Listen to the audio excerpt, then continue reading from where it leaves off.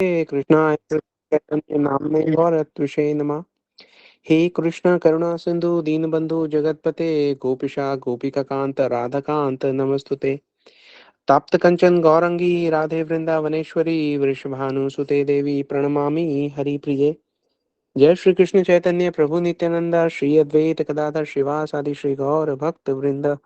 हरे कृष्ण कृष्ण कृष्ण हरे हरे, हरे राम राम राम हरे हरे। सर्वप्रथम मैं अपने दीक्षा गुरु नित्य लीला प्रविष्टा श्री श्रीमद् भक्ति वेदांत नारायण गोस्वामी महाराज जी के अभय चरण कमलों में अनंत कोटि दंडवत प्रणाम ज्ञापन करता हूँ। उनकी यह है तो की कृपा की वांछा करता हूँ। तत्पश्चात अपने शिक्षा गुरु नित्य लीला प्रविष्टा श्री श्रीमद् भक्ति वेदांत स्वामी महाराज श्रील प्रभुपाद के अभय चरण कमलों में अनंत कोटि दंडवत प्रणाम ज्ञापन करते हुए उनके यह है तो की कृपा की वांछा करता हूँ। तत्पश्चात हमारे साथ जुड़े हुए सब वैष्णव वैष्णवियों के चरणों में यथायोग्य प्रणाम स्वीकार हो।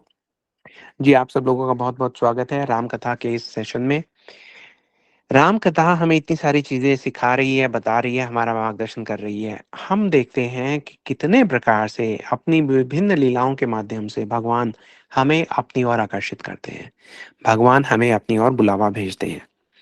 कैसे हम हमें ये भी बताते हैं कि किस प्रकार से हम जहां भी हैं वहां से भी हम क्या करें कि हम भगवान तक पहुंच पाए। ऐसी कुछ कथा हमारा जो आज का विषय चल रहा है उसमें बताई जा रही है। आप सब लोग थोड़ा सा ध्यान देके सुनिएगा। हमने अब तक देखा कि दशरथ महाराज ने राम लक्ष्मण जी को दे दिया, विश्वामित्र जी को दे दिया, उनके पीछे पीछे चल पड़े दोनों भाई। लेकिन देने से पहले कुछ हुआ, वशिष्ठ जी के कहने पे दिया। ये सब आपने सुना। थोड़ा सा इसको और समझाते हैं क्योंकि अभी हमने कहा ना कि किस प्रकार से भगवान हमें बता रहे हैं कि हम कैसे भगवान तक पहुंच सकते हैं। तो उसमें देखिए, एक तो हमने डिस्कस किया था पहले, उस दिन समय थोड़ा कम था लेकिन फिर भी हमने बताया कि वशिष्ठ जी ने दशरथ महाराज को बताया कि बहुविधि समझाया। उसमें हमने कहा कि वैष्णव गण ये टीका करते हैं कि बहुविधि मतलब बहू को लाने की विधि समझाई, क्योंकि दशरथ महाराज सोच रहे थे कि भाई जो मेरे पुत्र हैं उनका विवाह हो जाए तो कितना अच्छा है। जैसे उन्होंने ये बात सुनी तो उनका हृदय राजी हो गया, थोड़ी देर के लिए सही, अपने पुत्रों से विरह को स्वीकार करने के लिए। उसके साथ साथ वशिष्ठ जी ने एक काम और किया। वशिष्ठ जी ने महाराज दशरथ को विश्वामित्र जी की शक्तियों से भी परिचित कराया, है ना। अब देखिए, बच्चे भेजने हैं अपने साथ में विश्वामित्र जी के साथ, ठीक है, उनका विवाह हो जाएगा, इस बात की खुशी तो है ही है। लेकिन दशरथ महाराज को एक सिक्योरिटी भी तो चाहिए कि भाई जिनके साथ मैं भेज रहा हूँ उनके साथ मेरे जो पुत्र हैं वो सुरक्षित रहेंगे। तो ये बताने के लिए वशिष्ठ जी ने बोला कि जो विश्वामित्र जी हैं उनके जैसा शक्तिशाली व्यक्ति पूरे ब्रह्मांड में नहीं है। अब दशरथ महाराज ने सुना तो था विश्वामित्र जी के बारे में, लेकिन जब वशिष्ठ जी बताते हैं तो उनको और विश्वास आ जाता है ना। जी ये ऐसे ही है कुछ कुछ, कि हमने भी अपने जीवन में भगवान के बारे में सुना तो है, लेकिन जब गुरु वैष्णव के मुख से सुनते हैं तो हमारा जो विश्वास है वो धीरे धीरे दृढ़ होता जाता है। अकेले भक्ति करना इतना सरल नहीं है, लेकिन साधु संग में रहते हुए, सत्संग में रहते हुए भक्ति करना जो है बहुत सहज सरल हो जाता है। एक प्रकार से यहाँ ये बताया जा रहा है। वशिष्ठ जी ने बोला कि विश्वामित्र जी जो हैं वो ऐसे शक्ति के स्वामी हैं कि उनके जितनी शक्ति तो संसार में क्या, स्वर्ग के देवताओं में भी नहीं है। अब दशरथ जी ने ये सुना तो उनको थोड़ा ढाढ़स बंधा। उन्होंने कहा अच्छा। उसके बाद वो ये कहते हैं स्वर्ग के देवताओं के साथ साथ पूरी सृष्टि के ऋषियों में इतनी शक्ति नहीं है, राक्षसों में इतना सामर्थ्य नहीं है, गंधर्व उनका मुकाबला नहीं कर सकते, यक्षों में, किन्नर में, सर्प में, किसी में भी, ब्रह्मा जी के द्वारा बनाई हुई किसी योनि में, किसी में इतना बल नहीं है जितना विश्वामित्र जी में। जितना तप इन्होंने किया है और उस तप का जितना तेज विश्वामित्र जी में है उतना किसी में नहीं है। अब ये बात सुन के दशरथ महाराज जी थोड़े से निश्चिंत हुए। उन्होंने कहा अच्छा, फिर तो मैं बालकों को इनके साथ भेज सकता हूँ। उसके साथ वशिष्ठ जी ने ये कहा कि अभी तो आपने पूरी मेरी बात नहीं सुनी। बोले जैसे अस्त्रों शस्त्रों की विद्या विश्वामित्र जी के पास है, अब अस्त्र शस्त्र से विश्वामित्र जी का पाला पड़ा रहा करता था। ये तो हमने देखा क्योंकि हमने सुना कि वो पहले जो थे पूर्व आश्रम में राजा थे, क्षत्रिय थे, है ना। राजा कौशिक की कथा हमने सुनी थी संक्षेप में। तो उन्होंने बताया कि केवल अस्त्रों शस्त्रों की जिस विद्या की मैं बात कर रहा हूँ वो विद्या है जिसके द्वारा आप ये सारे जो अस्त्र और शस्त्र हैं, मंत्रों के द्वारा आप इनको वश में करते हैं। तो और ऐसे ऐसे अस्त्रों शस्त्रों की मंत्र विद्या इनको आती है जैसे किसी ने आज तक सुने भी नहीं है। अब दशरथ जी महाराज सोचते हैं, बोले अच्छा ऐसे? तो बोले हाँ। अब दशरथ महाराज सोच रहे हैं कि किसी ने सुने भी नहीं है तो विश्वामित्र जी को कैसे प्राप्त हो गए। तो वहां पे वशिष्ठ जी बताते हैं कि देखिए, सब अस्त्र शस्त्र के जो अधिष्ठात्री देवता हैं वो है प्रजापति कृष्यव। अब ये जो कृशस्व हैं, इनकी विशेष बात यह है क्योंकि ये धार्मिक बहुत है, धर्म का पालन करते हैं। तो किसी भी ऐसे नहीं है कि कोई भी तप करके उनसे वो अस्त्र शस्त्र ले जाए, नहीं। वो किसी भी अधार्मिक व्यक्ति को तो बात भी नहीं करेंगे, लेकिन किसी धार्मिक व्यक्ति में जहां पे उनको लगे कि इनको देना जो है वो सुरक्षित है, केवल उन्हीं को वो विद्या दी जाती थी। अब ये जो कृशस्व हैं, इनकी दो पत्नियां थी, जय और सुप्रभा। अब ये जो जय और सुप्रभा हैं, ये दक्ष की पुत्री हैं। अब इन दोनों पत्नियों से जो प्रजापति कृशस्व हैं, उनके 50-50 पुत्र हुए। ये 50-50 जो पुत्र हैं, ये थोड़ा ध्यान देखिए, बहुत साइंटिफिक है हमारे वेद नॉलेज। वो ये बताते हैं कि ये 100 प्रकार के अलग-अलग अस्त्र शस्त्र हैं। अलग-अलग विद्याओं के साथ आते हैं, अलग-अलग वैरायटी के साथ आते हैं। ये जो 100 पुत्रों की बात कर रहे हैं, ये प्रत्येक व्यक्ति जो है, ए जो अभी हमने कहा ना, मंत्रों के द्वारा वो अस्त्र और शस्त्र को बुलाते हैं। तो अस्त्र और शस्त्र जो हैं वो भी जीवंत, मतलब वो हैं, वस्तु हैं। वो कोई ऐसा नहीं है कि किसी मेटल के बने हुए हैं, लकड़ी के बना दिए या किसी और धातु के बनाए हुए हैं। नहीं, they are a personality unto themselves. तो ये जो पर्सनैलिटीज़ हैं, ये अपने आप में अस्त्र-शस्त्रों के देव हैं। और क्योंकि ये सब विश्वामित्र जी के धर्म से, उनके तप से प्रसन्न हो गए थे, तो उन सब बातों से संतुष्ट होने के बाद, उनके चरित्र से संतुष्ट होने के बाद, इन्होंने डिसाइड किया अपने पिताजी के कहने पर, कृशस्व जी के कहने पर, ये विश्वामित्र जी का इन्होंने अधीन रहना स्वीकार किया। तो अब ये सब बातें वशिष्ठ जी, हम देख रहे हैं कि महाराज दशरथ को कक्ष में बैठ के सुना रहे हैं कि आप चिंता मत कीजिए, आप राम को जाने दीजिए, लक्ष्मण को जाने दीजिए, ये सुरक्षित रहेंगे। और ये कहते कहते राम जी की ओर देख भी रहे हैं। राम जी भी वहीं बैठे हुए हैं, पिताजी के पीछे पीछे खड़े हैं कि देखो पिताजी क्या करने वाले हैं। देखिए भक्त की महिमा देखिए कि भगवान ठाकुर जी स्वयं जो हैं, वो प्रतीक्षा में हैं कि भाई भक्त मुझे किसी को देंगे तो मैं जाऊंगा, अदरवाइज मैं जा भी नहीं सकता, है ना। और वशिष्ठ मुनि भी सुनाते सुनाते मुस्कुरा रहे हैं। वो सोच रहे हैं कि देखो प्रभु की लीला। जिन अस्त्रों की शस्त्रों की बात की मैंने, प्रजापति कृशस्व की बात की, उनकी पत्नियों की बात की, उनके 100 पुत्रों की बात की, लेकिन ये सब, ये पूरा का पूरा जो सृष्टि का संचार है, वो चल तो भगवान की इच्छा से ही रहा है ना। उसके साथ साथ हमारे सामने उन्होंने ये तत्व भी प्रकट कर दिया कि हमें याद रहे। क्या याद रहे? वशिष्ठ जी क्या याद दिला रहे हैं राम जी को भी और हमें भी? एक बात याद रखनी चाहिए, वो ये है कि इस समय भगवान जो है वो एक नरवत लीला कर रहे हैं। नरवत लीला क्या है? नरवत लीला का मतलब ये है कि एक आम मनुष्य की भांति लीला कर रहे हैं। तो वहां पे भगवान अपनी भगवत्ता जो है वो प्रकट नहीं कर सकते, है ना। वो थोड़े से अपने मर्यादा में बंधे हुए हैं। ठीक, अब ये नरवत लीला इसलिए हो रही है क्योंकि रावण ने कहा है कि भाई नर और वानर, इनके अलावा मुझे कोई मार ना पाए। तो भगवान ने कहा ठीक है, हम नर बन के चलेंगे, नर बन के उनको, उनका उद्धार करके उनको वापस ले आएंगे। अब जब नरवत लीला कर रहे हैं तो वो ये नहीं कह सकते कि भाई ये सारे अस्त्र शस्त्र तो मैं ही देता हूँ, इनको प्रजापति कृशस्व हो गए, इनको छोड़िए, ब्रह्मा जी की बनाई हुई सृष्टि तो इसीलिए है क्योंकि ब्रह्मा जी को मैंने ही उत्पन्न किया था। भगवान ये बात तो कह नहीं सकते ना। तो उनको कुछ और ट्रिक लगानी पड़ेगी। अब आगे जाके उनको युद्ध करना है रावण से, भगवान को तो पहले से ही पता है। लेकिन रावण से युद्ध करने के लिए रावण को बुलावा भेजना पड़ेगा ना, एक संदेश रावण को भेजना पड़ेगा। संदेश भेजने के लिए रावण के जो, जैसे कहते हैं ना, स्लीपर सेल, उनके जो एजेंट्स जहां जहां घूम रहे हैं, उनका उद्धार पहले करेंगे भगवान, उनका संहार पहले करेंगे, ताकि रावण तक एक मैसेज पहुंच जाए। लेकिन वो संहार करने के लिए भगवान को अपना जो वीर जो रस है उसका आस्वादन करेंगे, युद्ध करेंगे, अस्त्र शस्त्र की विद्या जो है उससे उसका अम, पालन करना पड़ेगा। लेकिन ये विद्या किसी से तो लेनी पड़ेगी ना। तो अब ये अस्त in the largest scheme of things हम ये देखते हैं कि विश्वामित्र जी यहाँ पर इस समय इसलिए आए हैं कि राम जी की इच्छा हुई। ठीक, राम जी ने कहा अस्त्र शस्त्र विद्या किसी ना किसी से तो लेनी ही है। अब इस समय सबसे ज्यादा जो विद्या ये किसी के पास है अगर, तो वो है विश्वामित्र जी के पास। तो अब विश्वामित्र जी का सौभाग्य मानो जाग पड़ा।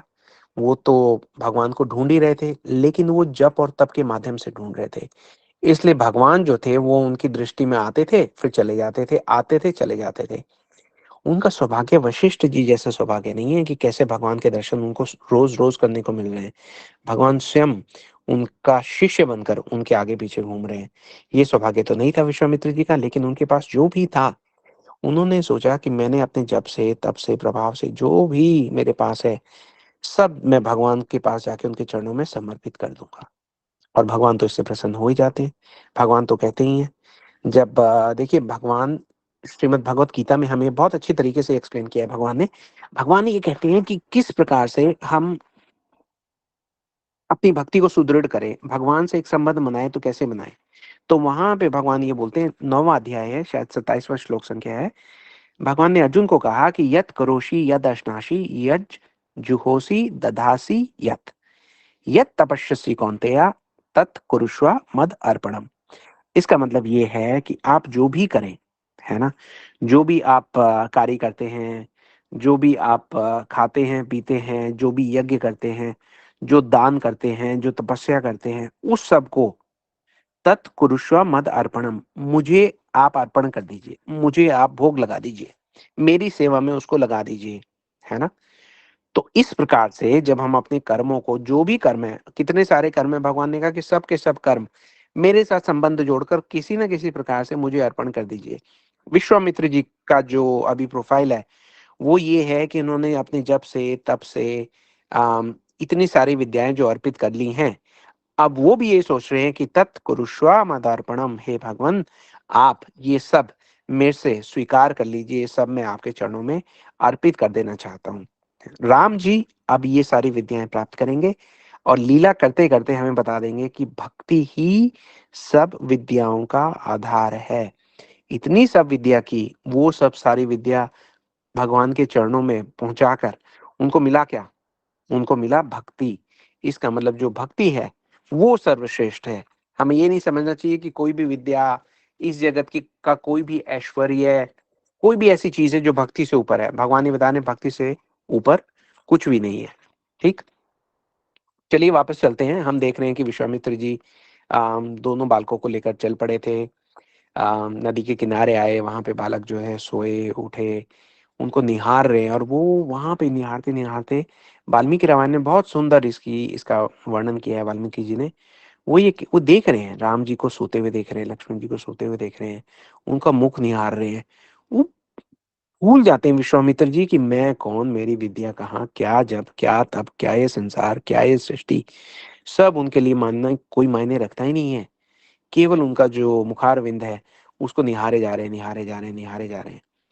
तो चलिए, जो सूर्य की किरणें चमकने लगती हैं तो थोड़ी सी सुध आती है उनको, भगवान को उठाते हैं, राम जी लक्ष्मण जी को उनको आवाज देते हैं, है ना, राम लक्ष्मण उठिए। दोनों बालक उठ जाते हैं, उनको प्रणाम करते हैं, स्नान करके आते हैं, अपना आनिक वगैरह करके भगवान को। विश्वामित्र जी अब ये कहते हैं कि आप एक काम कीजिए, क्योंकि देखिए विश्वामित्र जी कहते हैं मैं बच्चों को ले तो आया हूँ, लेकिन इनका जो रिस्पॉन्सिबिलिटी है ये है कि भाई बच्चे थके ना। मैं इनको कभी भी कहता हूँ भाई घास पे सो जाइए, जमीन पे सो जाइए, भूख प्यास थकान कितनी सारी चीजें होती हैं, सबसे पहले तो मैं उनका प्रबंध करता हूँ। भगवान को कहते हैं कि आप लोग आचमन कर लीजिए, थोड़ा सा मंत्र ग्रहण कीजिए, मैं आपको मंत्र प्रदान कर रहा हूँ। तो भगवान जो है वो अपना बाल कौतुक लीला दिखाते हुए कहते हैं, ओ गुरुदेव, धन्यवाद आपका बहुत बहुत, कौन से मंत्रों की आप बात कर रहे हैं? तो विश्वामित्र जी कहते हैं कि मैं आपको देना चाहता हूँ बला और अति बला। तो अब बला और अति बला से भगवान ऐसी लीला कर रहे हैं, लक्ष्मण जी को देख रहे हैं, अपना ऐसा बता रहे हैं जैसे बहुत चकित हो गए हो। किस बात से चकित हो गए हो? वो कह रहे हैं बला, अति बला विद्या, ये आप हमें देंगे? अरे, इन विद्याओं के यश के बारे में तो हमने सुना तो बहुत था, किंतु हमारी भेंट आज तक किसी ऐसे व्यक्ति से हुई नहीं जो इन विद्याओं का स्वामी है। क्या वास्तव में ये विद्याएं आपके पास है? विश्वामित्र जी कहते हैं हाँ, है ना। तो यहाँ पे भगवान एक प्रकार से बता रहे हैं विश्वामित्र जी को, देखिए अगर आप किसी को कोई भी वस्तु प्रदान करें, हम्म, मान लीजिए मैंने आपके लिए हलवा बनाया, अब मेरे जैसे व्यक्ति को जिसको ये भी नहीं पता कि आटे और सूजी में क्या फर्क होता है, अगर वो हलवा बनाने की कोई चेष्टा करे भी, और वो हलवा बना के आप लोगों के सामने प्रस्तुत कर दे कि भगवान को भोग लग गया ठाकुर जी को, आप प्रसाद को स्वीकार कर लीजिए और आप उसको चखें। अब स्वाद तो जैसा भी हो, लेकिन अगर आप मुझे ये बताएं, अरे प्रभु जी ये हलवा क्या रेसिपी है इसकी, ये तो बहुत बढ़िया बना है, बहुत अच्छा है, तो मुझे बहुत प्रसन्नता होगी, है ना? चाहे कैसा भी बना हो। लेकिन जब आप ये कहेंगे, अरे अरे बहुत अच्छा, आपके द्वारा दिया गया जो भी ये हलवा था हमने स्वीकार किया, तो मुझे बड़ा अच्छा लगेगा। मैं कहूंगा अरे वाह, अच्छा ही बना होगा, प्रसन्न हो जाऊंगा मैं। भगवान भी वही कर रहे हैं, वो कह रहे हैं भला अति भला विद्या ऐसी, ये इसके बारे में हमने सुना तो था, लेकिन हमें तो यही नहीं पता था कि इस सृष्टि में किसी के पास है भी या नहीं है। तो गुरुदेव आपके पास है। विश्वामित्र जी बहुत प्रसन्न हो जाते हैं। वो ये कहते हैं मेरी भेंट मानो ठाकुर जी ने स्वीकार कर ली है। वो ये कहते हैं हाँ रामभद्र, ऐसी क्या,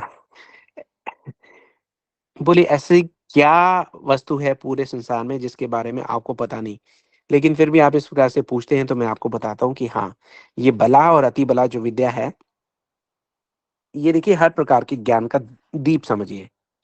ये विश्वामित्र जी तो ये कहते हैं कि सृष्टि के कर्ता जो ब्रह्मा जी हैं, ये दोनों विद्याएं जो है ये उनका परम शक्ति स्वरूप ही समझिए इसको, बला और अति बला, है ना?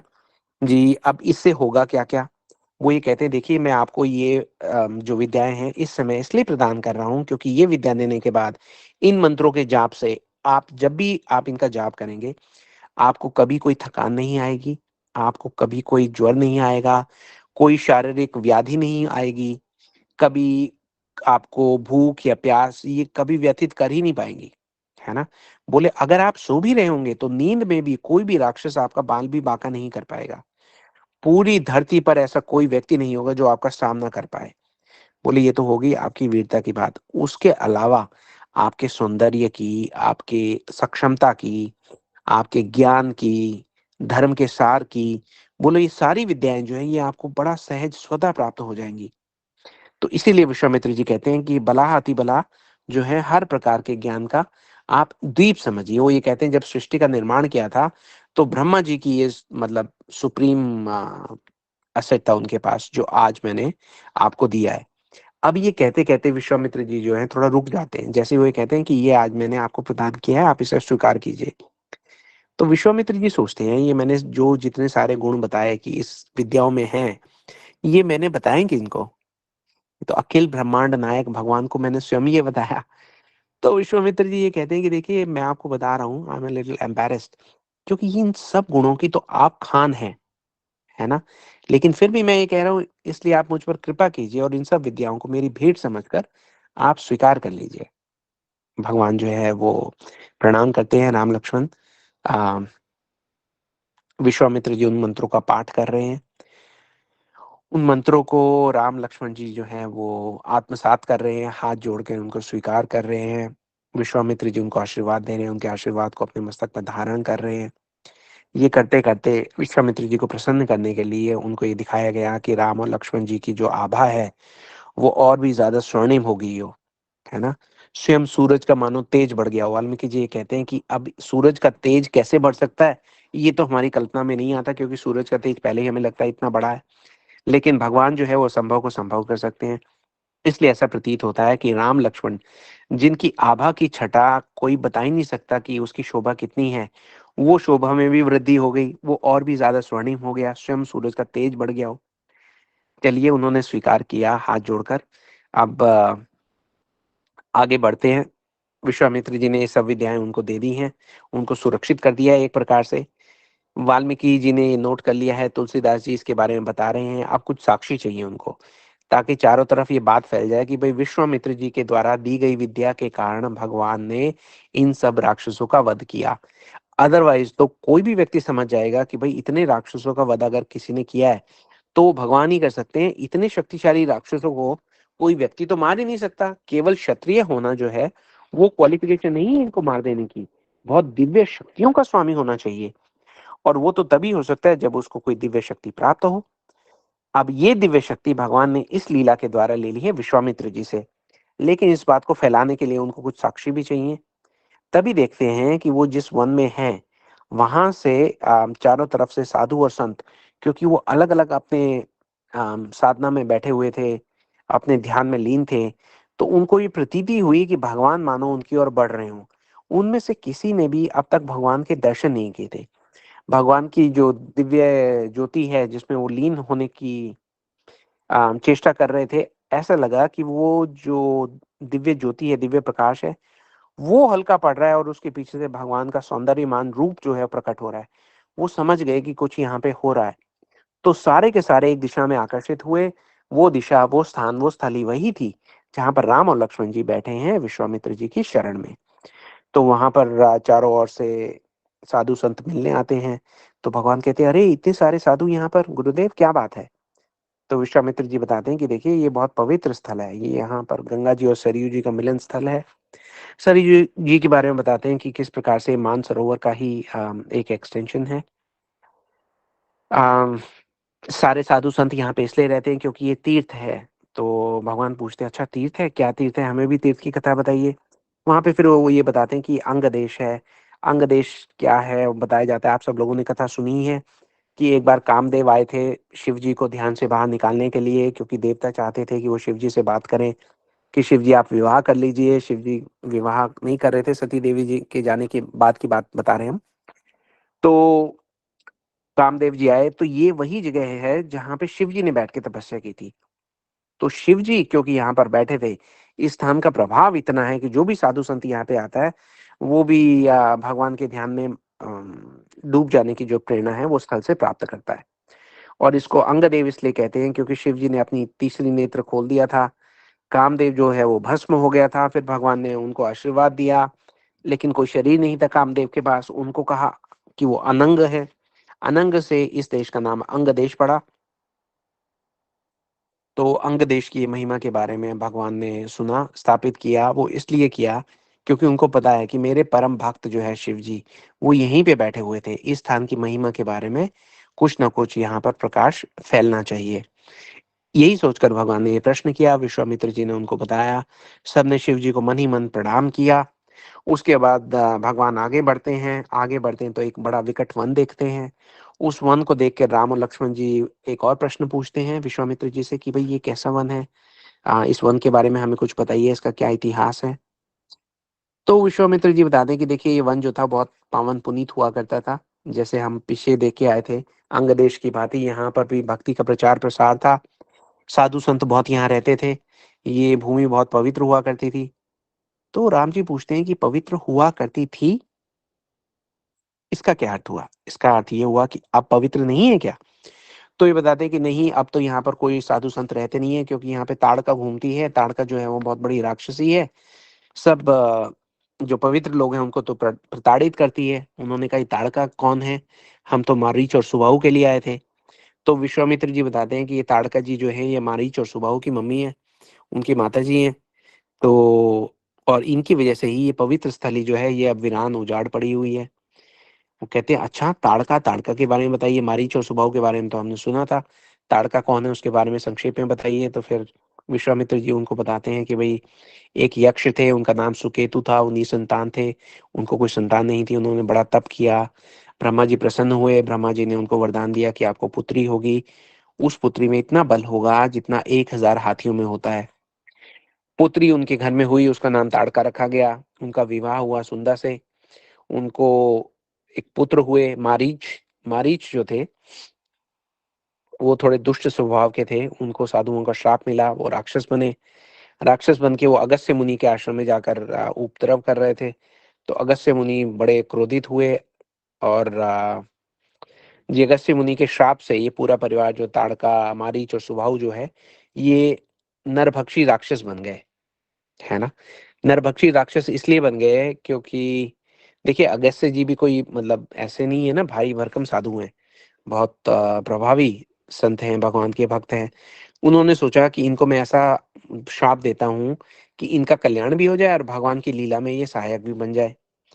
तो ये जो मारीच और सुबाहु थे, इनका संबंध रावण के साथ भी था। आज थोड़ा समय कम रह गया, हम संक्षेप में बताते हैं। तो अब इनका संबंध रावण के साथ भी था, इसलिए भगवान जो है अपनी लीला में इनको प्रवेश करा रहे हैं कि एक मैसेज रावण तक भी जाना चाहिए कि आई एम बैक, मैं आ चुका हूँ। ठीक। ताड़का इधर क्या कर रही है? सब संतों मुनियों ऋषियों पर अत्याचार करती है। तो भगवान अब प्रश्न पूछते हैं उनसे कि अरे ताड़का, मारीच और सुबाहु तक तो ठीक था, लेकिन ताड़का अब अत्याचार कर रही है, ऐसे में हम क्या करें? भगवान को तो कोई ऐसा प्रश्न नहीं जिसका उत्तर ना पता हो, लेकिन ये प्रश्न कर रहे हैं वो विश्वामित्र जी से।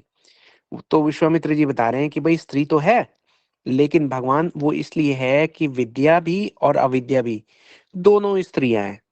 सर्वप्रथम आपको अविद्या का नाश करना है, और आप लोग भली भांति जानते हैं कि भगवान जब अपनी लीला पुरुषोत्तम अवतार में आते हैं, लीला पुरुषोत्तम तो भगवान है ही, अपने जब ओरिजिनल कृष्ण रूप में आते हैं तो वहां भी वो सबसे पहले अविद्या का नाश करते हैं, मतलब पूतना का। और ये वाली लीला भी भगवान ने जब अपनी शुरू की है तो सबसे पहले सर्वप्रथम अविद्या का नाश किया है, जो कि है ताड़का। तो भगवान अपने गुरु जी की बात सुन के समझ जाते हैं, उनके मन में कोई डाउट नहीं रहता। अब क्या करते हैं, दोनों भाई अपने धनुष की प्रत्यंचा खींच के और उसको छोड़ देते हैं, है ना। ऐसी टंकार होती है पूरे वन में, उसकी आवाज एकदम रेवरबरेट करते हुए जाती है, सब पेड़ों को हिला देती है। पूरे पंछी जो हैं वो उड़ के चहचहाने लगते हैं कि ये क्या हुआ।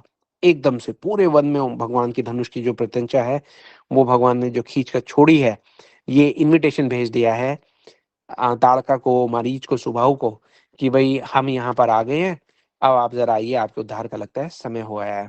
देखिए आज तो हमारे पास समय समाप्ति की ओर बढ़ गया, तो ताड़का के वध की कथा जो है वो हम कल आगे बढ़ा लेंगे। अब हम एक बार थोड़ा सा एक नजर डालते हैं कि आज जो हमने कहा, आज जो हमने सुना, उसमें हमें क्या सीखने के जैसा हमारे लिए क्या है। हमने देखा कि विश्वामित्र जी जो थे वो एक राजा थे, कौशिक। उसके बाद वो विश्वामित्र के नाम से प्रसिद्ध हुए, क्योंकि वो साधु हो गए थे। साधु होता ही विश्व का मित्र है, ऐसा ही नाम राजा कौशिक को मिला जब वो साधु बने, विश्वामित्र। अब ये जो थे अपने तप के बल पर राज ऋषि तो हो गए थे, लेकिन जब इन्होंने वशिष्ठ जी के चरणों पर जाकर अपना मस्तक रखा तो ये महर्षि बने। अब विचार कीजिए, आपको याद होगा कि हमने ये कहा था कि जब ये भगवान के पास जाने का विचार इनके मन में आया तो उनके समक्ष कुछ बाधाएं थी, कुछ चुनौतियां थी। उन बाधाओं को पार करते हुए ये गए तो हमने देखा कि वहां पहुंच के भी महाराज दशरथ ने इनको मना कर दिया। दशरथ जी बोले कि भाई कुछ भी मांग लो, लेकिन राघव को मैं न दूंगा, मुनिनाथ मरते मरते। अब विश्वामित्र जी सोच रहे हैं बड़ी मुश्किलें हैं भाई भगवान की प्राप्ति में तो। अब वो वापस वशिष्ठ जी की तरफ देखते हैं। तो हमें भी ये सीखना है कि भगवान की प्राप्ति में जितनी भी कठिनाइयां हैं, जितनी भी मुश्किलें हैं, उनको अगर कोई दूर कर सकता है तो भगवान की भक्ति दूर कर सकते हैं। वशिष्ठ जी की कृपा हुई, हमने पूरा डिटेल में सुना कथा के शुरू में। तो वशिष्ठ जी ने जो है समझा दिया उनको, महाराज दशरथ को, कि दे दीजिए दे दीजिए। तो अब ये जो सुंदर लीला है मेरे जैसे जीव को ये सिखाती है कि किस प्रकार से एक तरफ है राजा। राजा को हम ये बहुत आसानी से समझ सकते हैं कि वो रजोगुण का प्रतीक है ना। क्षत्रिय धर्म का है, उसको राजपाट का लालच रहता है, लालच नहीं भी रहता तो भी रजोगुण के संपर्क में रहता है सदैव। अब रजोगुण वाला व्यक्ति जो है वो भक्ति कैसे प्राप्त करेगा? उसकी यात्रा सतोगुण तक की हमने देखी कि किस प्रकार से वो अपने राजपाट का त्याग कर देते हैं, जब तप करते हैं, साधुओं का उनको संग मिलता है, भजन क्रिया करते हैं, साधु की कृपा मिलती है उनको, वशिष्ठ जी की कृपा मिली, आशीर्वाद मिला। उसके बाद उनको भगवत कृपा मिलती है कि वो राम लक्ष्मण के दर्शन, उनको दुर्लभ दर्शन उनको प्राप्त हो जाते हैं। अब वशिष्ठ जी की दोबारा कृपा होती है और वो राम लक्ष्मण को अपने साथ लेकर जा पाते हैं। अब ये जा कहाँ रहे हैं? आप सब लोग बचपन से रामचरितमानस सुनते आए हैं, आपने टीवी पे भी देखी होगी। ये जाएंगे तो ताड़का को मारेंगे, मारी सुबाहु को करेंगे, अहल्या उद्धार लीला होगी, और भी बड़ी सारी चीजें होंगी, लेकिन ये जा रहे हैं जनकपुरी। अब हम देखते हैं कि अब तक हुआ क्या। हमने सोचा कि विश्वामित्र जी जो है वो एक राजा थे, राज ऋषि बने, महर्षि बने, उससे भक्त बन गए। राम और लक्ष्मण को लेके जा रहे हैं सुबाहु मारीच के कल्याण के लिए, बचपन से यही सुनते आए हैं। लेकिन आज समझ में आया कि वास्तव में राम जी प्रसन्न हुए हैं विश्वामित्र जी से। विश्वामित्र जी ने, हमने देखा कि अपना सब कुछ दे दिया राम लक्ष्मण को। राम लक्ष्मण जी उनसे प्रसन्न हो गए हैं, और प्रसन्न होकर उनको क्या दे रहे हैं? हमने अभी देखा ना कि विश्वामित्र जी उनको लेके जा रहे हैं। वास्तव में राम जी उनको लेके जा रहे हैं, विश्वामित्र जी नहीं लेके जा रहे भगवान को। भगवान लेके जा रहे हैं उनको। कहाँ लेके जा रहे हैं? अल्टीमेटली जनकपुरी लेके जा रहे हैं। क्यों? क्योंकि अब जिससे भगवान प्रसन्न हो जाते हैं उनको भक्ति देवी के दर्शन कराते हैं। भक्ति देवी कौन है? हमारी जो सीता मैया है, वो ही भक्ति स्वरूपा है। तो उनके दर्शनों के लिए विश्वामित्र जी को लेके जा रहे हैं राम लक्ष्मण। हमें ये नहीं सोचना चाहिए कि विश्वामित्र जी उनको लेके जा रहे हैं। आज हमने ये देखा कि विश्वामित्र जी ने जब अपना रजोगुण त्याग दिया, जब अपना सतोगुण त्याग दिया, जब भक्तों के सानिध्य में आके उनकी प्रार्थना करने लगे, तो उनको भगवान के दर्शन हुए, और भगवान के दर्शनों का फल ये हुआ कि भगवान उनको अब भक्ति रानी के दर्शन देंगे, उनको भक्ति प्रदान करेंगे। जब भगवान किसी से प्रसन्न होते हैं तो उनको इस प्रकार से भक्ति का उपहार देते हैं। तो देखिए, ये है सीख। हम देखते तो आए हैं, लेकिन कभी इस प्रकार के विचार हमारे मन में पता नहीं पहले आए कि नहीं आए। लेकिन आज विश्वामित्र जी की जो कथा थी वो हमें ये विचार दे के गई है। ये विचार हमें बताएगी कि हम जहाँ जहाँ हैं, हमारी जो इच्छाएं हैं इस संसार से संबंधित, मान लीजिए आप लोग तो बहुत बड़े भक्त हैं, सब लोग, इतनी सुंदर आपकी भक्ति है, तो ऐसा तो समझा जा ही सकता है बहुत सहज भाव से कि आपके जो विचार हैं वो तमोगुण में तो हो ही नहीं सकते। अदरवाइज आप सब लोग यहाँ पे कथा सुनने के लिए आ ही नहीं सकते थे। तो रजोगुण के भी आप नहीं है, सतोगुण से भी ऊपर के ही हैं व्यक्ति आप, लेकिन फिर भी मान लिया जाए कि व्यक्ति जो है इस संसार में सब गुणों से कहीं ना कहीं प्रभावित रहता ही है। तो रजोगुण से किस प्रकार से सतोगुण में आना है, सतोगुण से किस प्रकार से हमें भक्ति के स्तर पे आना है, ये सब सारी सीख भगवान अपनी विभिन्न लीलाओं के द्वारा हमें दे रहे हैं।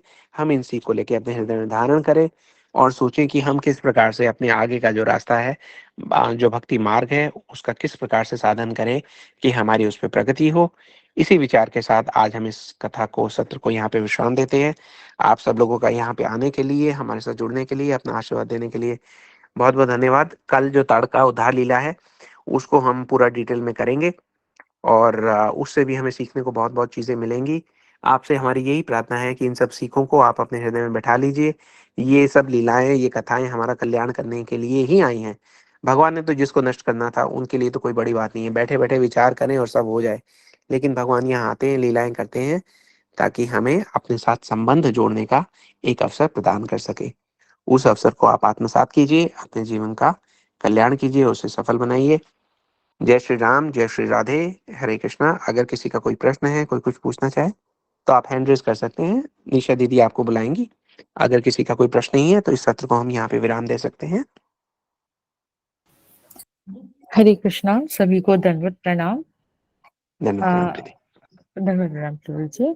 प्रभु जी, राजीव प्रभु जी कुछ प्रश्न या उनकी कुछ जिज्ञासा है तो वो कुछ पूछना चाहते हैं। हरे कृष्णा राजीव प्रभु जी। हरे कृष्णा दीदी, हरे कृष्णा प्रभु जी, दंडवत प्रणाम। हरे कृष्णा धन्यवाद प्रणाम प्रभु जी, हरे कृष्णा। प्रभु जी, आज की प्रसंग ने तो एक नया ही जो एस्पेक्ट है, नया परिदृश्य है, वो आपने प्रकट किया। ऐसा तो ना ही हमने कभी सोचा था इस तरह से, मतलब ना ही हमने कभी देखा, ना ही हमने कभी पढ़ा। तो ये नया जो दर्शन आज आपने प्रकट किया है, इसके लिए बहुत साधुवाद, इसके लिए बहुत जो है धन्यवाद। ये जो चीज, ये सीखने वाली बात आप जैसे प्रभु के द्वारा ही मिल सकती है, अन्यथा कहीं किसी टीवी, किसी रामायण, किसी रामचरितमानस के पढ़ने से नहीं मिल सकती, मेरा ऐसा मानना है। क्योंकि भले ही हम रामचरितमानस पढ़ रहे हो, रामायण पढ़ रहे हो, 1000 बार पढ़ रहे हो, मगर जब तक गूढ़ ज्ञान गुरु कृपा से नहीं मिलेगा, गुरु भक्तों के द्वारा नहीं मिलेगा, तब तक ये जो ज्ञान है, ये गंगा हमारे हृदय में नहीं आ सकती है, ना ही हमें उसकी सीख मिल सकती। तो इसके लिए बहुत बहुत पुनः धन्यवाद प्रभु जी। हरे कृष्णा प्रभु जी, दंडवत प्रणाम। हरे कृष्णा प्रभु जी, धन्यवाद प्रणाम। आप सब लोग इन सब तत्वों के अधिकारी होंगे, तभी गुरु जी ने ये बात आप तक पहुंचाई है, और आपके बहाने हमारे जैसे व्यक्ति का भी कल्याण हो जाता है कि हमें भी ये बातें सुनने को मिलती है। प्रभु जी, आपका बहुत बहुत धन्यवाद कि आप हमारा उत्साह बढ़ा रहे हैं। हरे कृष्णा प्रभु जी। हरे कृष्णा। सोनम नेगी दीदी, हरे कृष्णा। हरे जय श्री राम प्रभु जी। जय श्री राम, जय श्री राम दीदी। मैं सही हूँ, आप कैसे हो? जी, ठाकुर जी की कृपा है। आप कैसे हैं? मैं सही है। गुरु जी, मेरा क्वेश्चन है कि जब राम जी ना वनवास गए थे तब उनकी उम्र कितनी थी और सीता माता की उम्र कितनी थी? जी देखिए, आपका बहुत सुंदर प्रश्न है। अब इस प्रश्न को समझने के लिए हमें दो तीन चीजें समझनी पड़ेंगी। एक तो वो जो युग है जिसमें हम एज की बात कर रहे हैं, वो युग जो है वो अलग है, त्रेता युग है। त्रेता युग में जो विकास होता था वो बड़ा डिफरेंट तरीके का होता था। यहाँ हमने पिछली क्लास में सुना कि भगवान की उम्र जो है वो 14-15 वर्ष की थी, किशोर अवस्था की है। ठीक है अच्छा जी। सीता मैया की उम्र के बारे में क्लियरली यहाँ पे अभी बताया नहीं गया है। कई जगह अलग अलग उम्र बताई गई है। कई जगह हम जब श्लोक पढ़ते हैं तो उसमें जिस प्रकार से उनको संबोधित किया गया है उससे पता लगता है कि उनकी उम्र भी किशोर अवस्था की रही होगी, हाँ है नहीं, ना। मैंने गुरुजी एक चीज में पढ़ा था ना, पता नहीं कौन सा था वो ग्रंथ, जी पर मैंने उसमें देखा था कि राम जी की जो वर्ष है जब वनवास गए थे कि 28 वर्ष है और सीता माता की 18 वर्ष। जी, कहाँ पढ़ा था आपने? गुरुजी ये तो ग्रंथ का नाम याद नहीं आ रहा है। जी कोई बात नहीं। ग्रंथ में पढ़ा था या किसी व्हाट्सएप के मैसेज में पढ़ा था? नहीं, ग्रंथ में पढ़ा था मैंने।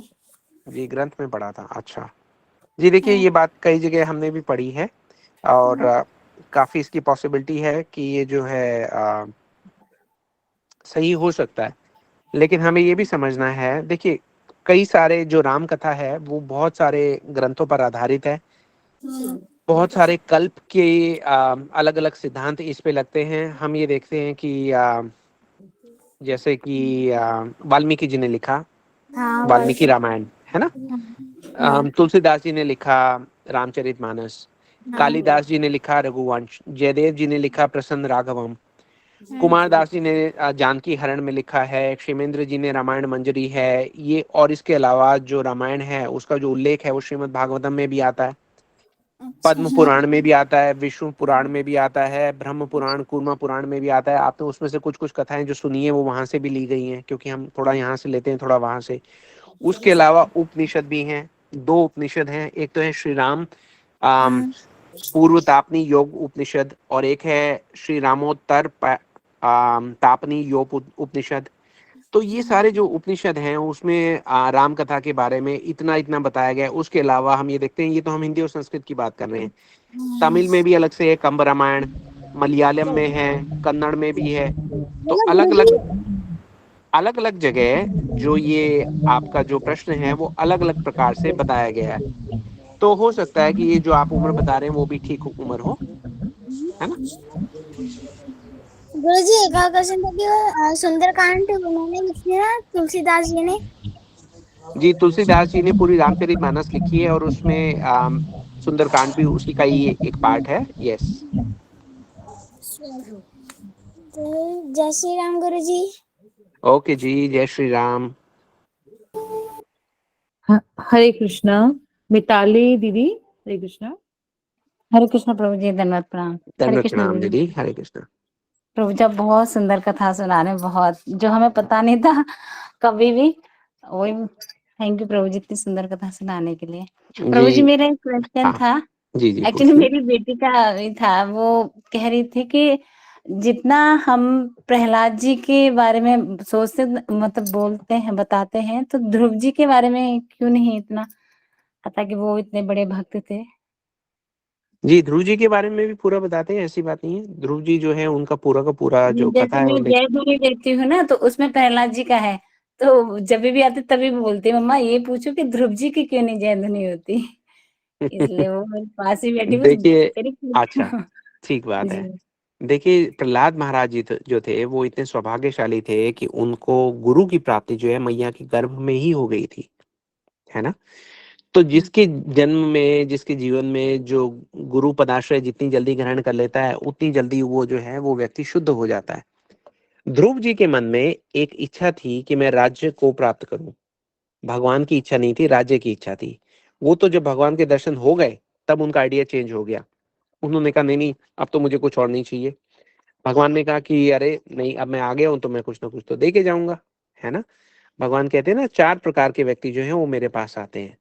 एक है अर्थार्थी, एक है जिज्ञासु, एक है ज्ञानवान, एक है आरती। जिसको आरत होती है, कोई दुख होता है, वो भगवान के पास जाता है।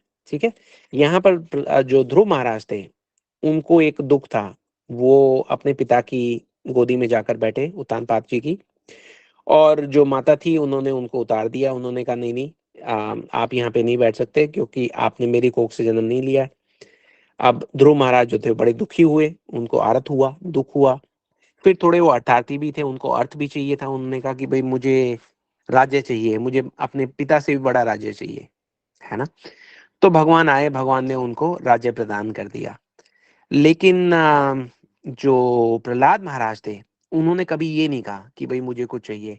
उन्होंने तो बल्कि दूसरों को भी ये कहा कि तुम्हें भी और कुछ सोचना भी नहीं चाहिए, तुम्हें भगवान का भजन करना चाहिए। अपने साथ साथ दूसरों को भी उन्होंने भगवान का भक्त बनाया, तभी तो भगवान जो है वो ऐसे प्रकट हुए। प्रहलाद ध्रुव महाराज जी के समय तो बस थोड़े ही क्षण के लिए आए थे ना। प्रहलाद महाराज जी के लिए तो पूरी लीला कर दी भगवान ने, पूरा एक अवतार जो है वो डेडिकेट कर दिया प्रहलाद महाराज जी को। जैसे जैसे हम भक्ति करते हैं, वैसे वैसे भगवान जो है हमारी भक्ति को रिस्पॉन्ड करते हैं। ये यथा माम प्रपद्यते ताम तथा भजाम्यहम्। भगवान ये कहते हैं जो जितना मेरे लिए भक्ति करता है, उसी अनुपात में मैं उसको भक्ति का फल प्रदान करता हूँ। तो देखिए, ध्रुव महाराज की भी बहुत महिमा है, लेकिन प्रहलाद महाराज की महिमा जो है वो ज्यादा है। प्रहलाद महाराज की महिमा तो इतनी ज्यादा है, आप ये देखिए पूरे श्रीमद् भागवतम में एक प्रहलाद महाराज की कथा है जिसको उनके गुरु सुना रहे। बाकियों की तो कथा सुनाई गई, लेकिन प्रहलाद महाराज की कथा जो है वो उनके गुरु सुना रहे हैं। गुरु कौन है? नारद जी। और सुना भी कहाँ रहे हैं? सुना रहे हैं महाराज युधिष्ठिर की राजसूय यज्ञ की सभा में खड़े होकर। और सुनने वाले कौन है? भगवान श्री कृष्ण बैठे हुए हैं, वो भी सुने जा रहे हैं। और नारद जी ने तो कितने चैप्टर की वो कथा कर दी, पूरी लंबी कथा की उनको, सारे जो है बैठ के सुन रहे हैं। धर्मराज युधिष्ठिर बैठे हुए हैं, पितामह भीष्म बैठे हुए हैं, सब सारे जो लोग हैं वो वहां पे बैठे हुए हैं, सब सुन रहे हैं। कि मतलब ऐसा तो कहीं सुना ही नहीं कि एक गुरु अपने शिष्य का बखान करे इतना जितना उन्होंने किया है। तो उसका कारण है ना कि वो बिल्कुल अछूते थे बाकी किसी भी इच्छा से, उनको कुछ नहीं चाहिए था। हुँ? जी तो प्रभु इसलिए उनकी जो भक्ति है थोड़ी सी ध्रुव महाराज से ऊपर की है। जी हाँ। अच्छा प्रभु जी, एक और था, जैसे कि आपने ही हमें बताया, सब कहते हैं बड़े लोग कि जो भी हम प्रसाद लें ठाकुर जी को भोग लगा के लें। तो जैसे कभी हम बाहर जाते हैं या घर में भी, मतलब कोशिश तो करते कि सारा कुछ लगाओ, लेकिन कभी चीजें ऐसी आती है मन करता है खाने का, लेकिन लगता है अरे ठाकुर जी को तो भोग लगाया नहीं, कैसे खाएं। तो उस समय कैसे किया जाए प्रभु जी? जैसे कभी बाहर भी गए, तो उस समय कैसे हम भोग मतलब अर्पित करें और कैसे ग्रहण करें उसको? जी, आप बताइए क्या करना चाहिए? प्रभु जी मुझे तो मतलब मैं मन में मतलब भूख भी लगती है और ये भी लगता है कि नहीं पहले ठाकुर जी को भोग लगाओ, तो फिर क्या करें आप बताओ? मैं तो मन से सोचती हूँ और करती हूँ, लेकिन मुझे प्रॉपर नहीं पता, तो इसलिए पूछ रही थी आपसे कि कैसे करना चाहिए। जी, जी, देखिए मैं समझ गया। ये जो प्रश्न है उसका उत्तर आप भी जानते हैं। वैसे तो हमें अवॉइड करना चाहिए कि ऐसा ना ही करना पड़े, है ना? सबसे अच्छा तो यही है कि ऐसा ना करना पड़े। अगर कोई ऐसी मजबूरी हो जाती है, तो देखिए अलग-अलग स्तर है। इस प्रश्न का कोई स्टैंडर्ड आंसर है ही नहीं, हो ही नहीं सकता। प्रत्येक व्यक्ति इसका उत्तर जो है वो अलग-अलग देगा। आपने मेरे से पूछा है तो जो मैंने सुना है मैं आपको बता देता हूँ कि देखिए चलिए, शरीर के पालन के लिए अगर आप किसी ऐसी स्थिति में हैं जहाँ आपको कुछ तो पाना ही है, तो आप ये सोच के पा लीजिए कि भई ठीक है, शरीर का पालन करेंगे तो हम भगवान की भक्ति में आगे बढ़ पाएँगे, ठीक है? जी, एक बार म्यूट कर लीजिए सब लोग। जी, तो देखिए, लेकिन अगर आप अपनी जो है इंद्रिय तृप्ति के लिए किसी चीज़ को देख के ललायत हो गए और आप ये रोक नहीं पा रहे हैं, तो फिर वो वहाँ पे एक थोड़ा-सा आपको सोचना पड़ेगा कि कैसे किया जाए। वो सिचुएशन में खुद को ना ही डाला जाए तो ही अच्छा है। वो अभ्यास से आएगा, धीरे-धीरे आएगा। कभी आपको खाना भी पड़े, मान लीजिए कई बार ऐसी ऐसी जगह आ जाती है ऑकवर्ड सिचुएशन जहाँ पे आपको भगवान को देखिए ऐसा तो कुछ खा ही नहीं सकते ना आप जिसमें वो चीज़ें हों जो भगवान को भोग नहीं लगाई जा सकती। जैसे मान लीजिए किसी ने आपको चाय दे दी, अब आप चाय तो पी हरे नहीं कृष्ण सकते। प्रभु जी, नहीं मैं वो चीजें खाने की नहीं कह रही प्रभु, जी, मैं जैसे वहीं जो पे जा रहा हम हूँ। ठाकुर जी को भोग, अच्छा सॉरी जी। हाँ, मैं क्योंकि और भी लोग सुन रहे हैं ना तो सबको क्लियर हो जाए इसलिए मैं वहाँ से उधर बढ़ रहा हूँ, कि मान लीजिए किसी ने लाके आपको चाय या कॉफ़ी दे दी तो आप सोचते हैं नहीं-नहीं अब तो मेरा नियम थोड़ा उन्नत हुआ है। तो काफ़ी लोग थे, भक्त लोग जो पहले चाय कॉफ़ी पिया करते थे, धीरे-धीरे वो छोड़ दिया उन्होंने क्योंकि उनको लगा ये तो एक प्रकार का नशा है, नहीं करना चाहिए, नशा तो भक्ति का अच्छा रहता है। उसके बाद ऐसी कोई व्यक्ति हो जिसमें कोई मसाला ऐसा पड़ा हो जिसमें गार्लिक पाउडर हो फॉर एग्ज़ाम्पल, फ्लेवर के लिए डाल दिया हो। तो पहले तो आपको ये देखना है कि ऐसे कोई वस्तु बनाई नहीं गई। सबसे ज़्यादा जो महत्वपूर्ण है भगवान के भोग में कि वो जिसने बनाया है उसका भाव क्या है? भगवान तो भाव ही ग्रहण करते हैं ना। जिस भाव से जो चीज़ बनाई गई है जब हम भगवान को लेके जाते हैं तो भगवान मान लीजिए मैंने हलवा बनाया, भगवान को बहुत प्रेम का भाव के साथ हलवा बनाया, मैंने हलवे का भोग लगाया, ठाकुर जी के सामने हलवा रखा, हलवा भगवान वहीं छोड़ देंगे, उसके अंदर जो निहित भाव था उसको वो स्वीकार कर लेंगे। भगवान का पेट तो भाव से ही भरता है। तो ऐसे में अगर हम भगवान को कोई ऐसी चीज भोग लगा रहे हैं जो भावहीन है, किसी ने इसलिए बनाई है ताकि वो पैसे कमाए, फॉर एग्जाम्पल किसी होटल में जाके ना, तो फिर थोड़ी सी मुश्किल वाली बात है कि भगवान तो भूखे रह जाएंगे, आप तो खा जाएंगे। या फिर कोई ऐसी स्थिति आए तो आप ये सोचिए चलिए पेट भर लूंगा, लेकिन चाहे कितनी भी टेस्टी चीज हो उसके टेस्ट को मैं एंजॉय नहीं करूंगा। आप उसको खा लो पेट भरने के लिए, लेकिन ऐसे नहीं चटखारे ले लेके स्वाद ले लेके कि हाँ बड़ा अच्छा है और भैया थोड़ी और चटनी डालो, थोड़ी और दही डाल दो, है ना, ऐसे नहीं। क्योंकि आप ये सोचिए कि भगवान ने क्या स्वीकार किया होगा, आप वही प्राप्त कर सकते हैं। वही प्रसाद हुआ कि भगवान ने जो लिया आपने वही प्राप्त किया। अगर भगवान के आगे आपने रख दिया लेकिन बनाने वाले के मन में भाव नहीं था तो भगवान तक तो वो भाव गया नहीं, भगवान तो रह गए भूखे। हम जो है चाट पकौड़ी खा गए चटाचट, तो भगवान भूखे रह गए और हमने अपना पेट भर लिया, वो एक भक्त वाली बात नहीं हुई। लेकिन उस स्तर तक पहुंचने के लिए थोड़ा समय लगेगा, है ना। ये जैसा मैंने आपको कहा कि प्रत्येक व्यक्ति आपको एक अलग बात बताएगा। आप भगवान से प्रार्थना करें कि ऐसे सिचुएशन जहाँ पे भगवान को भूखा रख के हम खा लें, वो ना ही आए तो अच्छा है। आप जैसे जैसे प्रार्थना करेंगे आपके अंदर भगवान वो विचार उत्पन्न करेंगे जो आपको बाहर से नहीं आ सकते, उसके उत्तर ना भगवान वो उत्तर जो है आपके हृदय में ही प्रकट करेंगे, उसी से प्रेरणा मिलेगी। ये हमारा स्टैंडर्ड है, हम जितना भगवान के पास ऊंचा जाना चाहते हैं उतना हम अपना स्टैंडर्ड जो है वो बढ़ाते जाए, तो वो स्टैंडर्ड अपने आप भगवान हमें प्रेरणा देंगे। पहले हमारे साथ भी ऐसे ही होता था कि भाई होटल में चले जाते थे, वहां पे भोग लगा के खा लेते थे। फिर दिमाग में धीरे धीरे बात आने लगी कि नहीं नहीं ये तो जो लोग बना रहे हैं वो तो पैसे के लिए बना रहे हैं, हालांकि शुद्ध शाकाहारी आप होटल ढूंढ भी लीजिए। लेकिन अभी कुछ ऐसे लोग हो सकते हैं हो जो अभी उनके जो हालात हैं वो उनको अलाउ ना करते हो, उनको मजबूरी में खाना पड़ता हो, तो हाथ जोड़ के भगवान से यही प्रार्थना कर सकते हैं कि हे भगवान जिस परिस्थिति में हमारा मन है इसको सुधारो, अपनी ओर आकर्षित करो, है ना। तो भगवान ने कहा ना वो जो बला अति बला मंत्र जो दिए हैं, विश्वामित्र जी कहते हैं कभी आपको भूख कभी प्यास लगेगी नहीं। भगवान की भक्ति भी बला अति बला से कम नहीं है ना, बहुत बल देने वाली है भगवान की भक्ति। आ, कुछ निजी अनुभव है लेकिन ये स्थान नहीं है उनके बारे में बोलने का। किसी और भक्त का अनुभव हुआ तो वो मैं बताऊंगा जिससे उनकी महिमा प्रकट हो। लेकिन बहुत सारे भक्त हम देखते ही हैं कि वो धीरे धीरे जैसे जैसे वो अपना स्टैंडर्ड हाई करते हैं भक्ति का, तो ये सारी चीजें उनको उनके जीवन में प्रवेश करती चली जाती हैं। तो आपके साथ भी ऐसे ही होगा। कोशिश आप यही करें जहां तक हो सके इस सिचुएशन को अवॉइड करें, घर से बना के ले जाएं तो अच्छा है, बाहर का तो जितना कम खाएं वही अच्छा है। जो भी आप खाएंगे 12वें 14वें दिन वो आपका विचार बन जाएगा, बनाने वाले की मानसिकता आपके विचार में रिफ्लेक्ट होने लगेगी। तो इसलिए बहुत सोच समझ के खाएं। हमारा जो परिवर्तन है वो खाने से ही शुरू होता है। इतने सारे लोग हैं जो भगवान का नाम लेते हैं, कई बार कथा सुनते सुनते रोते भी हैं, टीवी देख के बोलेंगे अरे भगवान, लेकिन वो भगवान का प्रसाद नहीं पाते। उनकी जो सारी भक्ति है वो सतह पे ही रहती है, वेरी सुपरफिशियल, अंदर कुछ नहीं है, उनके हृदय में कोई बदलाव नहीं हो रहा उनका। अगर हमें सही में क्वालिटी चेंज चाहिए तो फिर हमें कुछ तो देना ही पड़ेगा ना। विश्वामित्र जी देखिए रजोगुण से राजा थे, उनके पास 56 भोग लगते थे सुबह दोपहर शाम, उसको छोड़ के वो सूखे पत्ते खाने लग गए, लेकिन फिर भी उनको कोई अनुभव नहीं हुआ। ऐसे बन गए कि उनको ब्रह्मा जी की शक्तियां बला अति बला जो है वो प्राप्त है, चाहे तो किसी को दे सकते हैं।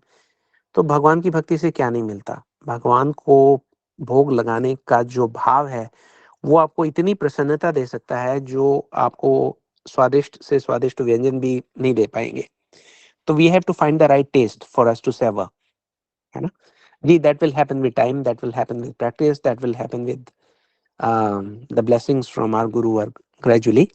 तो हम उस गोल की तरफ बढ़ते रहे और अपना बेस्ट प्रयास करते रहे, धीरे धीरे हम देखेंगे कि ऑटोमेटिकली वो चेंज आने लगेगा। ठीक है दीदी।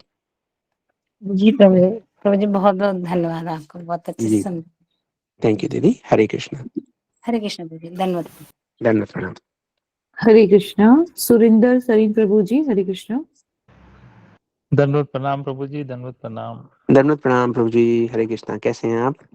बहुत बढ़िया sir, thank you very much. आपके गुरु भाई रमेश जी मिले थे, हमारी कृपा जी उनसे मिल पाए।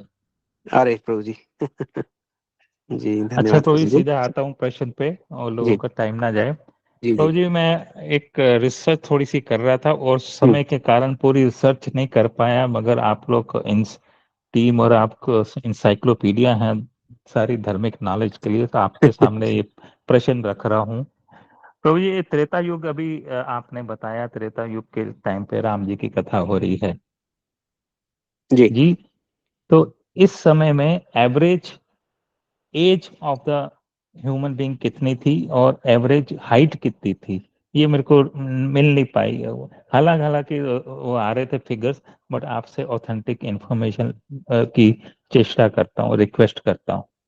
जी प्रभु जी, देखिए जो हमने अब तक सुना है वो ये है कि जो सतयुग है उसमें क्योंकि जो ध्यान लोग ज्यादा करते थे, वही माध्यम था भगवान को प्राप्त करने का, भगवान को समझने का। तो उसमें उनको ये फैसिलिटी थी कि वो 1 लाख वर्ष तक जीवित रह सकते थे। उसके जी बाद हमने ये सुना कि त्रेता में वो जो आयु थी वो घटकर 10,000 वर्ष की हो गई थी, जो जी। कि द्वापर में 1,000 वर्ष की रह गई थी। और जो कलयुग कलयुग है उसमें ये कहते 100। हैं कि व्यक्ति जो है वो 100 को पहुंच के बोलता है कि भाई बस हो गया हमारा। तो जी अब जैसे जैसे कलयुग आगे बढ़ेगा उसमें क्या होगा कि आयु भी कम होती जाएगी। श्रीमद् भागवतम में भी कहीं शायद ये लिखा हुआ है कि, और जैसे आपने कही हाइट की बात, हाइट भी धीरे धीरे कम होती जाएगी प्रभु जी। एक समय ये आएगा कि बैंगन भी व्यक्ति जो है वो सीढ़ी पे चढ़ के तोड़ेगा। बैंगन का वृक्ष तो ओह कोई ऊंचा नहीं होता।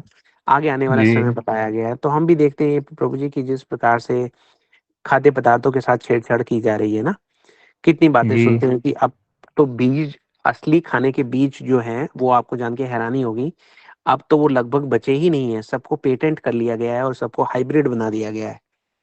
वो एक, अब क्योंकि कलयुग है ना प्रभु जी, तो राक्षस जो है वो बहुत प्रबल हैं। हमें दिखते नहीं, हमारा खाने पीने में मिलावट है, पानी में मिलावट है, हवा में मिलावट है, प्रत्येक वस्तु जो है वो मिलावटी है। उसका कारण ये है प्रभु जी, क्योंकि हम कलयुग में रह रहे हैं ना। अब तो अगर हम अपने गांव जाएं और वहां पे अपने दादा लोग तो अब नहीं हैं, लेकिन बड़े बूढ़े बुजुर्गों से पूछें तो वो बताएंगे कि भाई पहले हवा कितनी अच्छी होती थी, पहले का खाना कितना अच्छा होता था, पहले का पानी कितना अच्छा होता था। अब तो पंजाब के कुछ एरियाज तो ऐसे हैं जहाँ पे उन्होंने इतना पेस्टिसाइड डाल दिया खेतों में कि जो वाटर टेबल्स हैं जमीन के नीचे वाली, वो तक पोल्यूट हो चुकी हैं प्रभु जी। तो उससे क्या है कि हमारी ग्रोथ पे, बहुत सारी चीजों पे फर्क पड़ता ही है। तो हाइट के बारे में प्रभु जी मैंने कभी सुना तो नहीं कि कितने बड़े थे कितने नहीं थे। मैं किसी से पूछ दूंगा, हो सकता है कई जगह कथाओं में ये जिक्र आता हो कि भाई उन्होंने हाथ बढ़ाकर इसको पकड़ लिया या ऐसे कर लिया। तो अलग अलग चीजें आती हैं, लेकिन वो सब कम ही हो रहा है प्रभु जी। जैसे कि सलारगंज म्यूजियम में एक वो रखा हुआ है, आर्मर कवच, जी राणा प्रताप का। तो राणा प्रताप जी का जो कवच रखा हुआ है प्रभु जी, वो ऐसा है कि जब एक मूवी बनी थी मुगले आजम, उसमें एक व्यक्ति जो है वो एक्टिंग कर रहा था, पृथ्वीराज कपूर। वो भी अच्छा खासा मोटा ताजा व्यक्ति है। तो उसने कहा कि इसको ऑथेंटिक करने के लिए उसने कुछ टाइम के लिए उनको बोला आप ये जो कवच है मुझे आप उधार दे दीजिए। फॉर्मेलिटी थी, उन्होंने पूरी की। उन्होंने जैसे ही वो कवच उसको पहनाया वो बैठ गया, पहले तो उसको, उससे उठा ही नहीं गया। इतना हैवी उसका वो आर्मर था प्रभु जी। तलवार नहीं उठाई गई, इतनी भारी तलवार थी। तो पहले के लोग, ये तो अभी 400-500 वर्ष पहले की बात है ना राणा प्रताप की, जी जी जी तो जी उस समय के लोग ये कवच पहन के भागते थे, दौड़ते थे और उतनी भारी तलवार को ऐसे ऐसे घुमाते थे। जी तो इतने वर्षों में इतना डिग्रेडेशन आ गया है प्रभु जी। तो जितना जितना आप पीछे जाएंगे तो हम पाएंगे कि व्यक्ति जो थे वो काफी वो हुआ करते थे, बलशाली हुआ करते थे। अब तो कम हो गए हैं। इतना ही पता है प्रभु जी मुझे तो। बहुत कुछ पता है प्रभु जी, जी जी। धन्यवाद। थैंक यू प्रभु जी। हरे कृष्णा। धन्यवाद धन्यवाद प्रणाम। धन्यवाद प्रभु जी।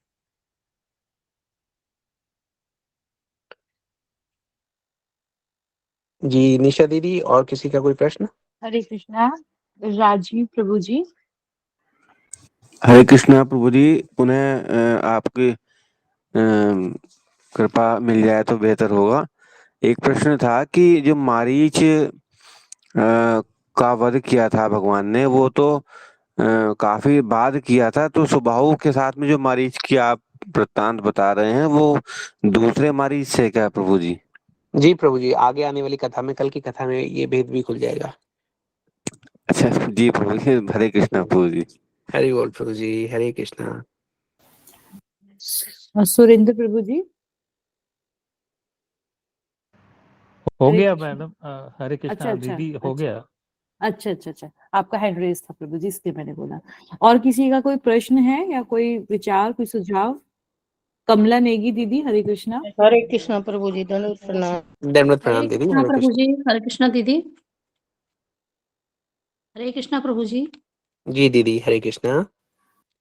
हरे कृष्णा प्रभु दीदी। जी, आपने अभी बताया कि मारीच और सुबाहु दोनों असुर, जी, तो ताड़का इनमें से ताड़का का जो बेटा था वो सुबाहु दोनों था?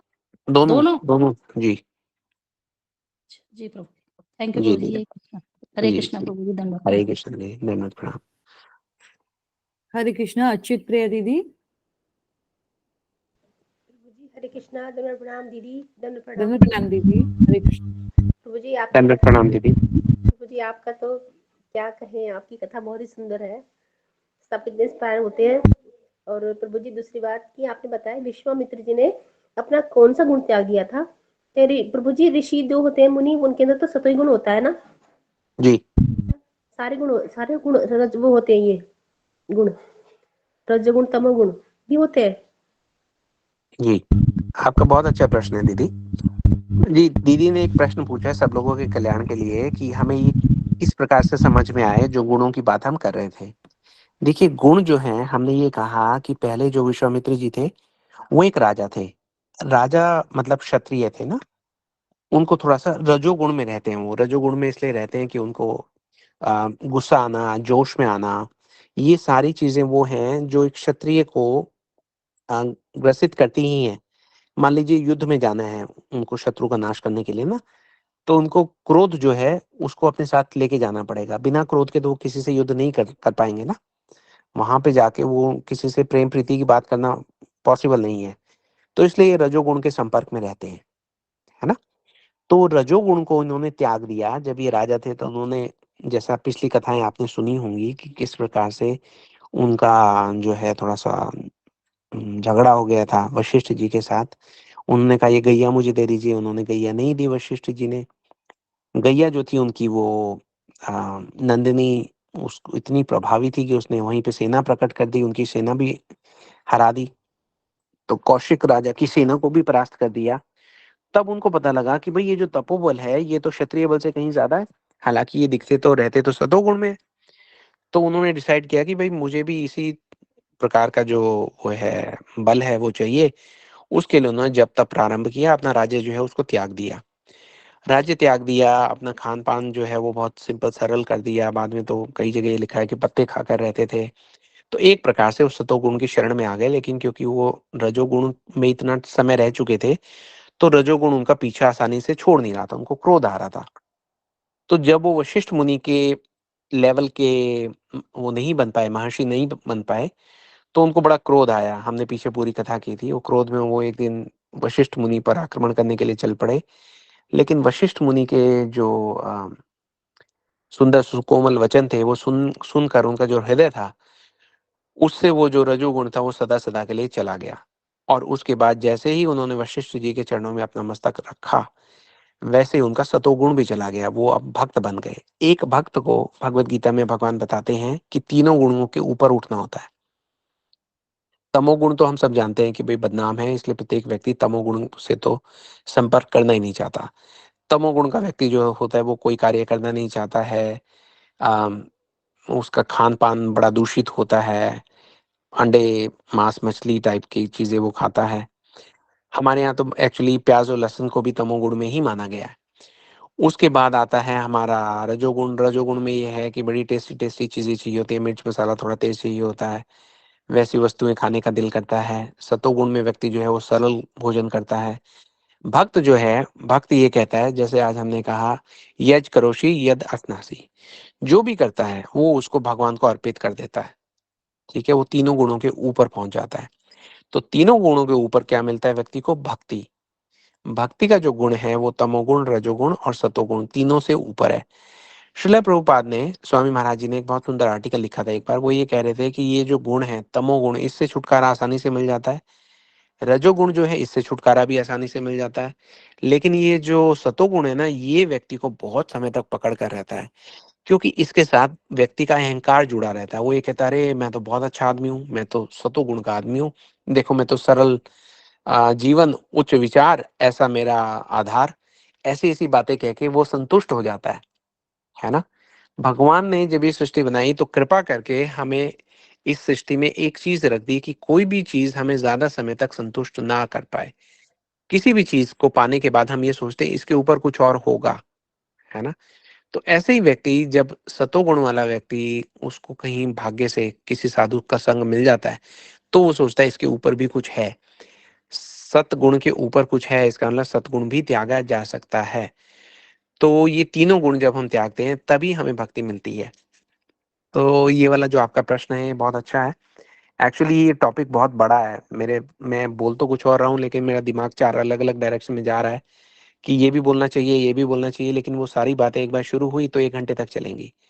तो हो सकता है इसके बारे में हम एक काम करेंगे कि 4 दिन की तो हमारी कथाएँ होती ही हैं, उसके बाद चारों दिन में अगर कथाओं से कोई ऐसा प्रश्न निकल के आता है जो हमें लगता है कि गूढ़ है, महत्वपूर्ण है, उसकी हम जो बाकी बचे हुए 3 दिन हैं, उसमें किसी दिन स्पेशल क्लास जो है वो कर सकते हैं, रख सकते हैं, ताकि हमारा जो कथा का विषय है वो अपने उस पे गति पर चलता रहे, और जो महत्वपूर्ण विषय हैं वो भी हमारे साथ के साथ कवर होते जाएँ। लेकिन मैं आशा करता हूँ कि आप ये समझ गए होंगे कि ये जो 3 गुण हैं, इससे किस प्रकार से विश्वामित्र जी ऊपर उठ के आज हमें ये दिखा रहे हैं कि भई हम भी अगर प्रयास करें अपने जीवन में तो इन सब गुणों को छोड़कर ऊपर जा सकते हैं। हमारा जैसा व्यक्ति कई बार सोचता है कि इन सब गुणों को ऊपर छोड़ के जाएँगे, तो हमें मिलेगा क्या? Just the mere thought of leaving all these modes can be very intimidating for a normal person. वो सोचेगा सब छोड़ के वहां मुझे कुछ नहीं मिला तो। यहाँ हम देखते हैं विश्वामित्र जी कहते हैं कि भला अति भला, जो किसी के पास भी नहीं है उसको लिए घूम रहे हैं हम। इस जगत में हमें कितनी चीजें जो परेशान करती हैं, थकान, भूख, प्यास, वो सब चीजों से मुक्ति तो विश्वामित्र जी अपने हाथ में लिए घूम रहे हैं। तो एक बार हम हिम्मत कर कर, साहस कर कर भक्ति के लिए आगे जो है कदम बढ़ाएं।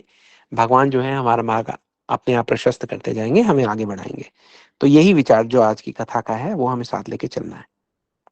ठीक है दीदी? जी, थैंक यू सो मच जी, आपने बहुत अच्छा समझाया कि मतलब सार ये है कि हमें भक्ति में यदि हम आगे बढ़ते हैं तो हमें सब कुछ मिल जाएगा, ये तीनों बस सुपर हो जाएंगे। जी, वो मिल जाएगा जो हमने सोचा भी नहीं है। जी प्रभु जी, थैंक यू सो मच है ना? दीदी, दंडवत प्रणाम, बहुत सुंदर जी समझाया आपने जी, आपके लिए अच्छा बहुत दीदी, सारा हरि बोल। जी हरि बोल, दंडवत प्रणाम, हरे कृष्ण। और किसी का कोई प्रश्न? जी कमला दीदी ने शायद कुछ पूछना है। अच्छा, कमला दीदी पूछ रहे हैं? नहीं प्रभु जी, ऐसा पहले से रह गया होगा, सॉरी। अच्छा कोई बात नहीं जी, ठीक। तो फिर हम इस सत्र को यहीं पे विराम देते हैं, कल दोबारा आप लोगों से भेंट होगी। जी आप सब लोग शायद जानते ही होंगे कि जो गौर मंडल परिक्रमा है, भगवान चैतन्य महाप्रभु जो हैं वो आए हैं, अम, नवदीप धाम में प्रकट हुए हैं। तो वहाँ का जो परिक्रमा का समय है वो अब शुरू हो रहा है। अगले हफ्ते 8 दिनों तक वहाँ की परिक्रमा चलेगी। आप सब लोग ज़्यादा से ज़्यादा भगवान के नाम की अपनी संख्या बढ़ाइए। 8 बजे, 8:30 बजे दीदी कब क्लास शुरू होती है हमारी चैतन्य भागवत की? 8:30? 8:30 to 9:30। जी जी 8:30 पे होती है, 8:30 पे। 8:30 पे होती है ना जी। आप लोग वहाँ भी जाया कीजिए, वहाँ कथा का श्रवण कीजिए। महाप्रभु जो हैं कलयुग में हमारे प्राणों का आधार है, समझिए। नित्यानंद प्रभु जी जो हैं उनके बगैर हम कहीं कुछ नहीं है। ये समय हमारी भक्ति के लिए बहुत बहुत फेवरेबल है, उसका पूरा पूरा लाभ उठाइए। कथा तो कीजिए, उसके साथ साथ अपना नाम संख्या भी बढ़ाइए। भक्ति के प्रचार प्रसार का जो भी कार्य आप इस दौरान करेंगे उसका आपको बहुत बहुत फल मिलेगा, आपकी भक्ति में बहुत वृद्धि होगी जी। इसी प्रार्थना के साथ हम आपसे आज के लिए आज्ञा लेते हैं। हरे कृष्णा, जय श्री राम, जय श्री राधे। हरे कृष्णा प्रभु जी। राधे हरे राधे प्रभु कृष्णा, जी, राधे राधे। दंडवत प्रणाम।